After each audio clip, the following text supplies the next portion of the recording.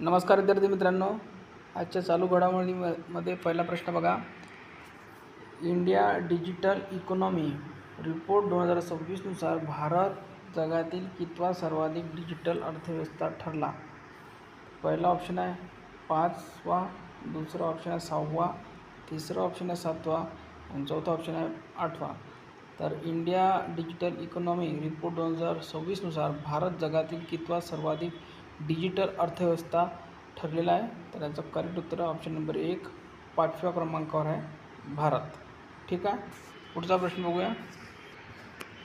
प्रश्न क्रमांक 2 पहा. जगातील सर्वात मोठा ग्रीन अमोनिया प्रकल्प कोणत्या राज्यात स्थापित केला जाईल? पहिला ऑप्शन आहे मध्य प्रदेश, दुसरा ऑप्शन आहे आंध्र प्रदेश, तिसरा ऑप्शन आहे झारखंड, चौथा ऑप्शन आहे राजस्थान. जगातील सर्वात मोठा ग्रीन अमोनिया प्रकल्प हा आंध्र प्रदेश या राज्यामध्ये स्थापित केला जाईल. ऑप्शन नंबर 2 याचं करेक्ट आहे, आंध्र प्रदेश. प्रश्न क्रमांक 3. कोणाला संयुक्त राष्ट्र military gender advocate of the year पुरस्कार देण्यात आला? पहिला ऑप्शन आहे अभिलाषा बराक, दुसरा ऑप्शन आहे सान्या, तिसरा ऑप्शन आहे शिवांगी सिंह आणि चौथा ऑप्शन आहे वरीलपैकी सर्व. तर याचं करेक्ट उत्तर आहे अभिलाषा बराक. तर संयुक्त राष्ट्र military gender advocate of the year पुरस्कार देण्यात आलेला आहे अभिलाषा बराक यांना. ऑप्शन नंबर 1 अभिलाषा बराक हे उत्तर बरोबर आहे. पुढचा प्रश्न पहा. प्रश्न क्रमांक 4. कोणत्या खेळाडूने आशियाई अंडर-20 ॲथलेटिक्स स्पर्धेत सुवर्णपदक जिंकले? ऑप्शन 1 आहे पूजा सिंह, दुसरा ऑप्शन आहे हिमा दास, तिसरा ऑप्शन आहे अनुरानी, चौथा ऑप्शन आहे ज्योती यार्जी. याचं करेक्ट उत्तर आहे ऑप्शन नंबर 1 पूजा सिंह. तर आशियाई अंडर-20 ॲथलेटिक्स स्पर्धेत सुवर्णपदक कोण जिंकलेलं आहे? तर पूजा सिंह यांनी. ऑप्शन नंबर 1 योग्य उत्तर आहे.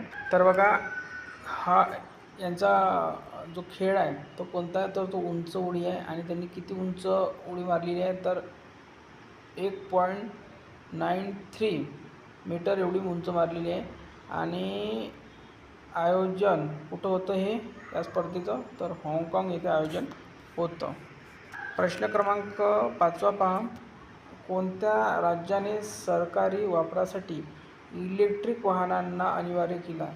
म्हणजे जे सरकारी वाहने आहे ते सर्वचे सर्व काय इलेक्ट्रिक वाहनाला कंपल्सरी केलेलं आहे. ठीक आहे. तर पहिला ऑप्शन आहे महाराष्ट्र, दुसरा ऑप्शन आहे उत्तर प्रदेश, तिसरा ऑप्शन आहे ओडिसा, चौथा ऑप्शन आहे पश्चिम बंगाल. तर याचं योग्य उत्तर आहे ओडिसा. Option number 3 Odisha. तर सर्वचे सर्व इलेक्ट्रिक वाहनांना अनिवार्य करणारं राज्य आहे ओडिसा. ठीक आहे. प्रश्न क्रमांक 6 पहा. 1 मैल शर्यत सर्वात कमी वेळेत पूर्ण करणारा पहिला भारतीय गुलवीर सिंह यांनी किती वेळा शर्यत पूर्ण केली? किती वेळात? ठीक आहे. इथं प्रिंट मिस्ट आहे. तर पहिला ऑप्शन आहे 3.59.54, दुसरा ऑप्शन आहे 3.59.55, तिसरा ऑप्शन आहे 3.59.53, चौथा ऑप्शन आहे 3.56.55. तर 1 मैल शर्यत म्हणजे किती? तर हे सगळं पाहिजे माहीत पाहिजे आपल्याला. तर हे होते 1600 मीटर. ठीक आहे. तर 1600 मीटर सर्वात कमी वेळेत म्हणजे आजपर्यंत कोणीच एवढ्या याच्यामध्ये मारलेलं नाही आहे भारतीयांनी. ठीक आहे. हे बघा, तर याचं करेक्ट उत्तर आहे 3.59 मिनिट 54 सेकंदमध्ये पूर्ण करणारा कोण ठरलेला? गुलवीर सिंग. प्रश्न क्रमांक 7. भारतातील पहिले लो एमिशन झोन कुठे लागू करण्याची घोषणा झाली? पहिला ऑप्शन आहे नागपूर, दुसरा ऑप्शन आहे पुणे, तिसरा ऑप्शन आहे नाशिक, चौथा ऑप्शन आहे मुंबई. तर लो एमिशन झोन जे लागू करण्याची घोषणा झाली आहे ती आहे पुणे इथे. ऑप्शन नंबर 2 याचं करेक्ट उत्तर आहे. तर भारतातील पहिले लो एमिशन झोन हे पुण्यामध्ये करण्याची घोषणा केलेली आहे. पुढील प्रश्न पहा. प्रश्न क्रमांक 8. प्रसार भारतीच्या अध्यक्षपदी कोणाची नियुक्ती करण्यात आली? पहिला ऑप्शन आहे नाना पाटेकर, दुसरा ऑप्शन आहे अशोक सराफ, तिसरा ऑप्शन आहे प्रसून जोशी, चौथा ऑप्शन आहे यापैकी नाही. तर प्रसार भारतीच्या अध्यक्षपदी ही प्रसून जोशी यांची नियुक्ती करण्यात आली आहे. ऑप्शन नंबर 3 याचे योग्य उत्तर आहे. पुढील प्रश्न पहा.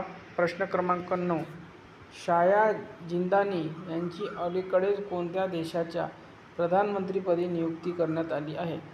पहिला ऑप्शन आहे अफगाणिस्तान, दुसरा ऑप्शन आहे बांगलादेश, तिसरा ऑप्शन आहे येमेन, चौथा ऑप्शन आहे नेपाळ.